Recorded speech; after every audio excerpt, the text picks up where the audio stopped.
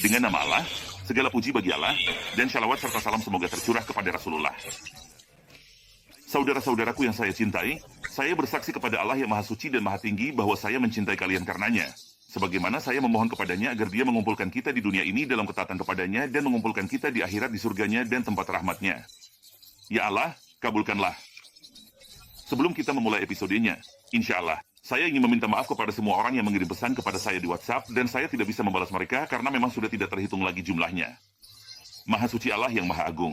Ini semua karena kepercayaan kalian kepada Allah Subhanahu wa Ta'ala, lalu kepada saya. Tapi saya benar-benar berusaha semampu saya, demi Allah yang Maha Agung. Setiap saudara atau saudari yang mengirim pesan kepada saya, mereka mengira saya hanya berbicara dengan dia saja. Jadi kadang-kadang saya merasa bersalah. Maha Suci Allah yang Maha Agung. Kadang-kadang ada yang berkata kepada saya, Syekh, kenapa lama sekali membalas saya? Syekh, kenapa tidak membalas saya? Syekh, kenapa tidak menafsirkan mimpi saya? Syekh, kenapa tidak menjawab pertanyaan saya? Demi Allah, jika saya menerima 200 pesan dan saya membalas 100 diantaranya, itu sudah memakan waktu yang sangat lama. Jadi, yang sudah saya jawab berterima kasih, sedangkan yang belum saya jawab merasa kecewa. Maha Suci Allah yang Maha Agung. Jadi kita bayar dan semakin dekat. Semoga Allah memberkahi kalian semua, wahai Tuhan semesta alam. Demi Allah yang Maha Agung, saya sama sekali tidak pernah mengabaikan satu pesan pun. Tapi saya benar-benar tidak tahu, tidak ada waktu. Maksud saya, kalau saya harus menjawab semua pertanyaan itu, saya tidak akan punya waktu dalam sehari untuk melakukan hal lain, bahkan untuk merekam. Dan proses editing memakan waktu sangat lama bagi saya, karena saya tidak ingin membuang-buang waktu kalian. Jadi kalau saya mengulang kata-kata, kalau ada kekeliruan dalam kata-kata atau hal apapun, saya akan duduk dan memperbaikinya. Misalnya, saya merekam sekitar 20 menit dan mengeditnya selama kurang lebih 1 jam 15 menit. Segala puji bagi Tuhan yang Maha Esa pada saat ini. Lalu saya juga punya urusan rumah, masjid, dan kesibukan saya sendiri. Saya juga punya waktu-waktu untuk pertemuan agat. Subhanallah, saya memang sibuk. Segala puji bagi Tuhan yang Maha Esa. Jadi, maksud saya, kalau saya benar-benar meluangkan waktu, bahkan jika saya menghabiskan seluruh hari saya, Allah Ta'ala yang tahu, hanya untuk membalas pesan, tetap saja tidak akan cukup. Subhanallah, saya tetap siap membantu kalian. Tapi misalnya, setiap malam saya akan meluangkan 1 atau 2 jam untuk membalas pesan, insya Allah Ta'ala.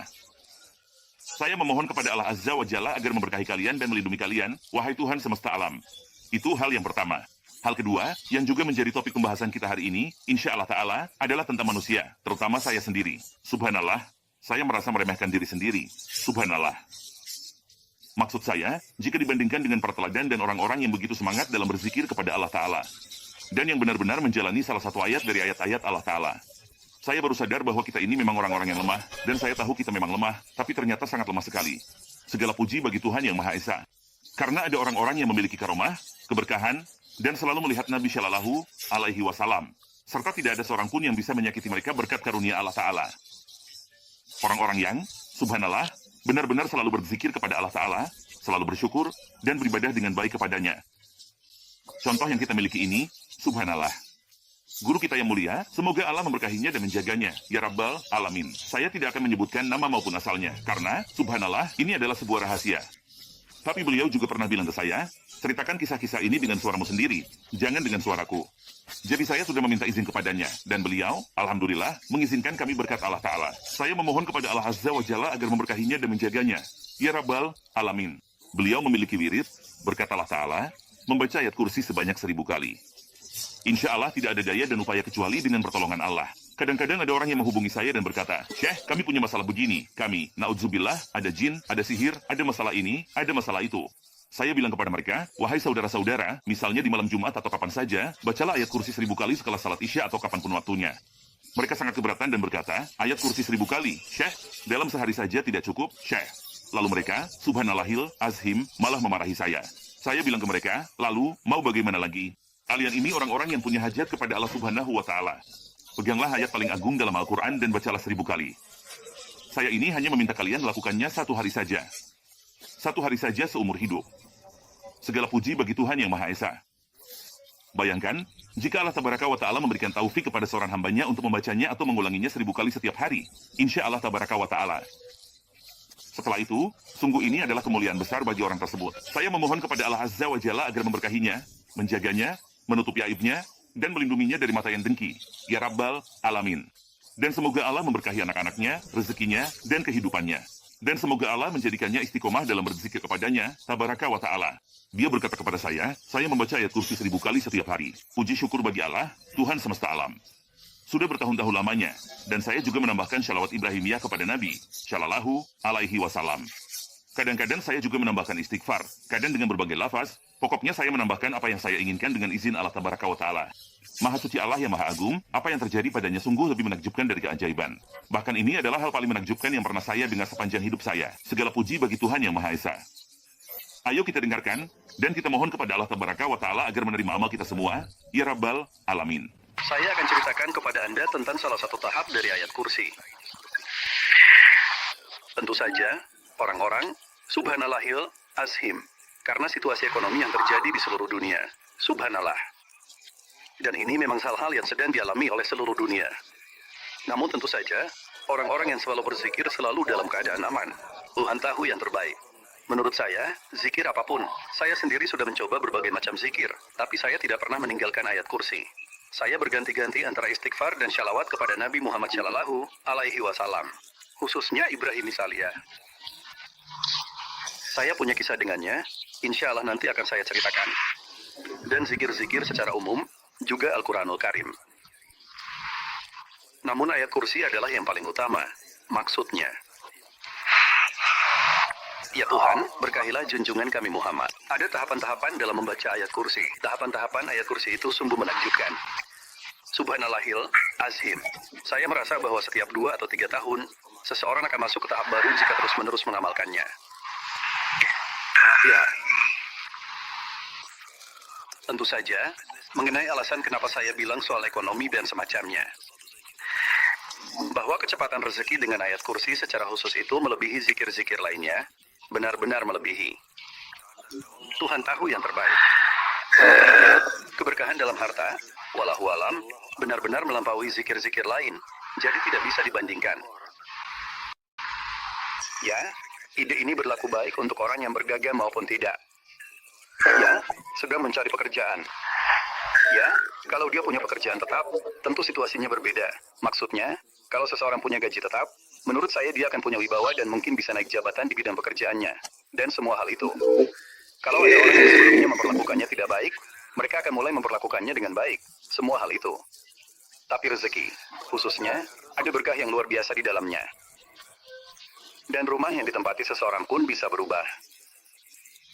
Memang benar-benar, sesuai maknanya, Allah memberi rezeki dari arah yang tidak disangka-sangka. Namun, shalawat dan salam semoga tercurah kepada Nabi Muhammad. Hal yang menakjubkan, hanya Allah yang tahu. Apakah Anda akan menyebarkan perkataan ini atau tidak? Namun, hanya Allah yang tahu dan saya bersaksi. Salah satu keajaiban dari ayat kursi adalah adanya uang di rumah. Jadi, tentu saja ketika saya bicara tentang uang, maksudnya dalam jumlah besar. Ya, misalnya tahap ini memakan waktu 3 tahun tepatnya, dari tahun misalnya. Shalawat dan salam semoga tercurah kepada Nabi Muhammad.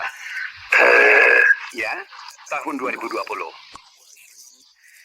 2021. Kembali ke 2019. 2018.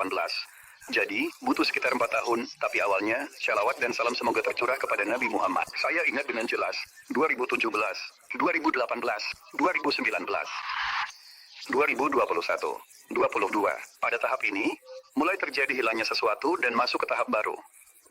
Maha suci Allah yang Maha Agung. Jadi, misalnya, awalnya saya mulai mengambil uang dari laci saya. Ya, lalu ketika saya kembali lagi, saya menemukan uangnya masih ada seperti semula. Misalnya saya ambil $1.000, lalu saya kembali dan menemukan $1.000 itu masih ada. Saya sudah terbiasa dengan banyak hal yang terjadi dalam hidup saya. Jadi, bagi saya, hal ini sudah biasa. Maksudnya, saya jadi membiarkan saja hal-hal seperti ini. Namun masalahnya mulai meningkat. Istri saya misalnya, bahkan istri saya pun sudah terbiasa dengan hal seperti ini. Misalnya, istri saya membuka dapur. Misalnya, ada amplop atau ruangan atau dia mengambil piring. Lalu dia menemukan $10.000. Benar-benar terikat rapi seolah-olah baru saja diambil dari ban atau ada seseorang yang menatanya dengan rapi. Lalu dia bilang ke saya, ini ada $10.000 di sini. Ini uangmu, kan? Saya jawab, enggak apa-apa, biarkan saja. Kejadian seperti ini sudah terjadi padanya lebih dari 20 kali. Bahkan lebih dari 30 kali, dia sudah terbiasa dengan hal itu selama beberapa tahun terakhir ini. Tapi misalnya, saya mau ambil topi musim dingin saya, topi rajut yang biasa saya pakai. Lalu saat saya mau memakainya, saya menemukan $10.000 atau $20.000 di dalamnya. Subhanallah, fase seperti ini berlangsung selama 3 tahun. Iya, waktu masa Covid. Segala puji bagi Tuhan Yang Maha Esa. Benar-benar seperti kisah yang sulit dipercaya, Syekh. Saya memang ingin meninggalkan bisnis saya saat COVID dan beristirahat. Jujur saja, saya merasa tertekan dan melihatnya sebagai kesempatan untuk tinggal di rumah. Dan subhanallah, kami bisa duduk bersama anak-anak, berzikir, dan benar-benar menenangkan diri sejenak. Subhanallah, setiap hari rasanya seperti saya menerima $1.000 persis. Puji Tuhan. Dan ini adalah fase terakhir dalam urusan uang. Subhanallah, yaitu ketika saya menemukan rezeki. Tapi alhamdulillah, kebaikan dari Allah tidak pernah putus dan rezeki tidak pernah berhenti. Namun, ini adalah salah satu hal yang sangat menakjubkan. Sejujurnya, saya tidak terlalu heran pada awalnya karena saya sudah pernah mengalami hal-hal yang jauh lebih aneh dari ini. Iya, tapi yang satu ini memang khusus tentang uang, dan keberadaan uang di rumah secara spesifik. Bahkan anak saya, subhanallah, anak saya yang masih kecil, seringkali masuk dari garasi rumah, lalu datang sambil memegang banyak uang dan berkata, "Ayah, aku menemukan uang ini di bawah pintu. Ada yang menaruhnya di bawah pintu." Tapi tidak mungkin ada orang yang menaruh uang sebanyak itu di bawah pintu. Subhanallah yang Maha Agung. Maksud saya, meskipun itu indah dan menyenangkan, seseorang juga. Subhanallah yang Maha Agung. Maksudnya, iya, kadang-kadang juga ada kejadian lucu yang terjadi bersamaan dengan itu. Dan subhanallah, khususnya soal uang ini. Subhanallah yang Maha Agung. Itu memang merupakan salah satu fase dalam hidup. Puji Tuhan. Wallahualam, entah Anda akan menyebarkan cerita ini atau tidak. Tapi maksud saya, terserah Anda bagaimana menilainya. Saya memohon kepada Allah yang Maha Mulia agar memberkahi Anda, ya Rabbul Alamin. Dan semoga Allah menjaga Anda, Allahumma amin. Dan semoga Allah menerima dari saudara kita. Saya juga memohon kepada Allah agar menjadikan hal ini sebagai pahala di timbangan kebaikannya. Jujur saja, dia mengirimkan banyak kisah kepada saya. Insya Allah, setiap saat saya akan menghibur kalian dan juga diri saya sendiri. Insya Allah tabaraka wa ta'ala.